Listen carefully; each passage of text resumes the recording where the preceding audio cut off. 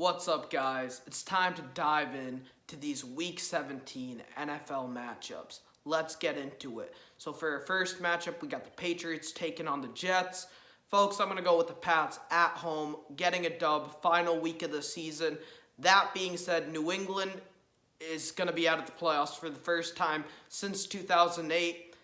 They need to find their quarterback of the future. Cam Newton doesn't appear to be the long-term answer. They need to go sign a guy in free agency, potentially trade for one, or even draft a quarterback in the first round. They also need to upgrade the skill position players. They have no receivers. They don't have a quality tight end. They need players around their QB of the future in order to be a playoff contender or a Super Bowl contender down the road. When I look at the Jets are going to fire Adam Gase at the end of the season, and regardless of who that new head coach is, I think the Jets are going to mess it up because that's what they've historically done as an organization. Next up, we got the Miami Dolphins taking on the Buffalo Bills. Folks, I got Buffalo at home. It's going to be snowing down there, and this is a very interesting game because if Tua struggles in Miami, Brian Flores has already benched him twice. I know it sounds crazy because they took Tua with the 5th pick in the draft. And I'm not saying that Tua's a bust. Tua can play in this league. He's thrown 10 touchdowns to 2 interceptions.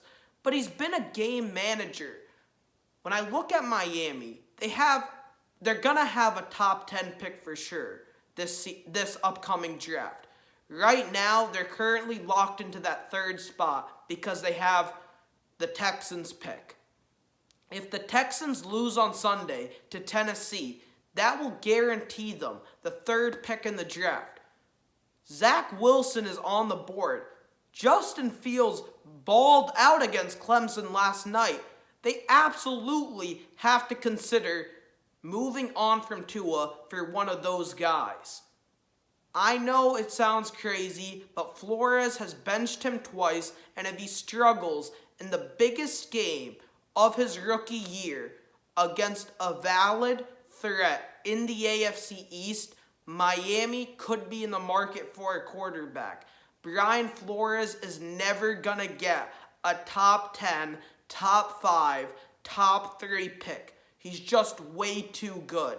They may have to consider drafting a quarterback. Next up, next division, we got the AFC North.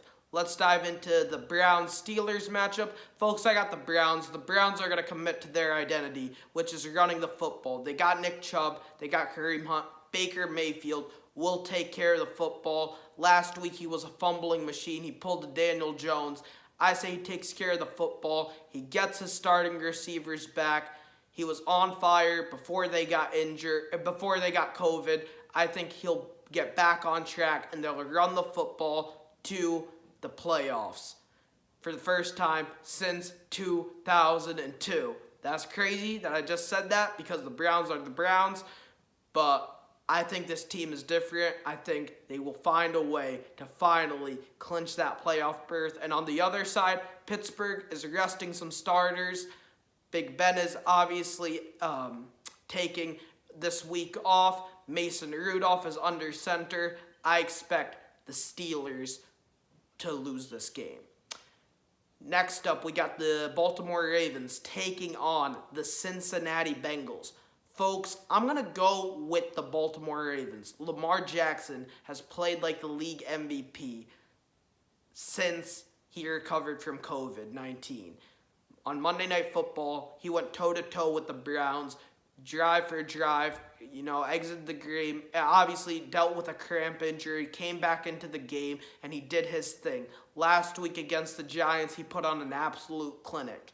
I like Lamar. I think the Ravens can be dangerous in the playoffs. They can win a game or two. I know what everyone says about Lamar. Oh, he can't get it done in the big games. He can't win a playoff game.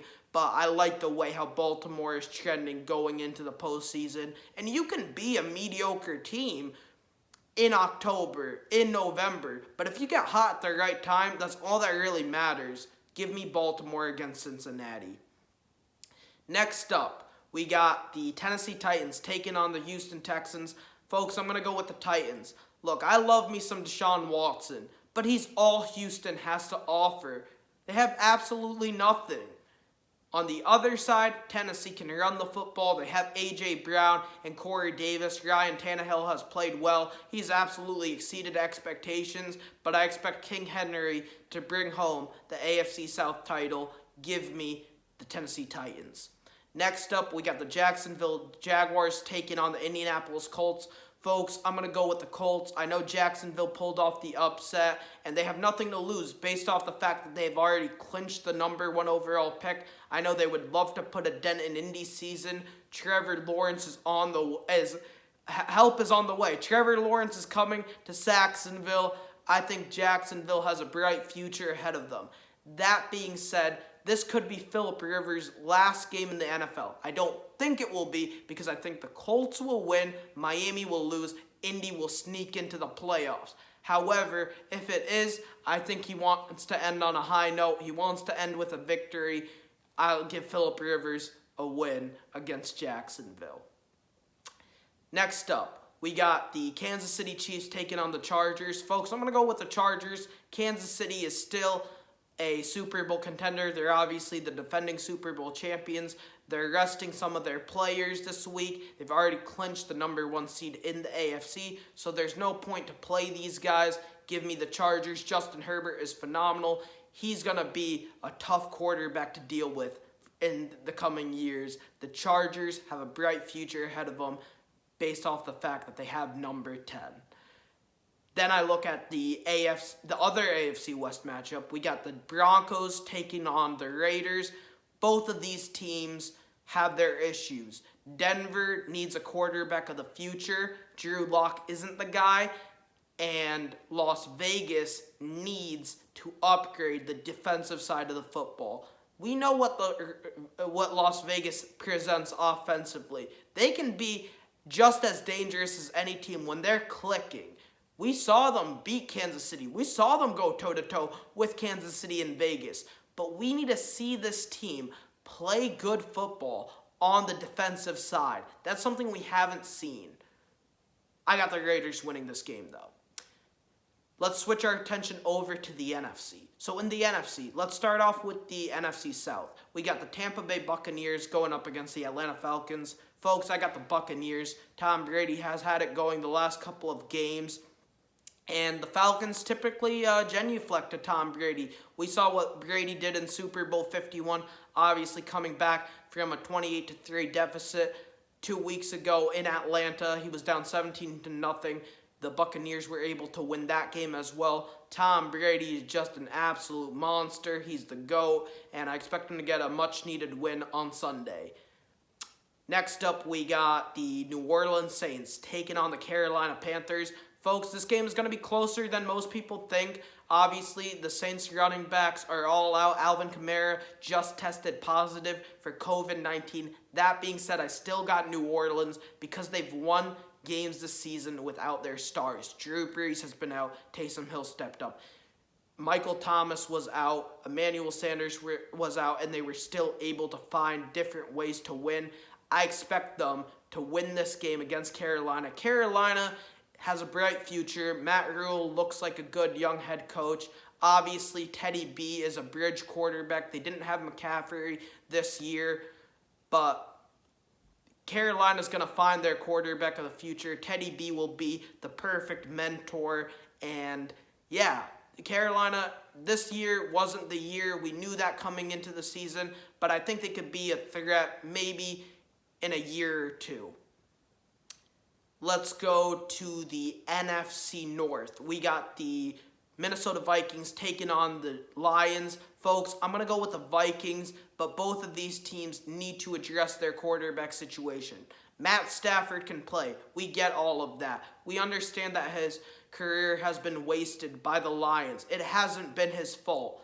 That being said, the new head coach that comes in probably wants a fresh head start. I think they could trade Matt Stafford.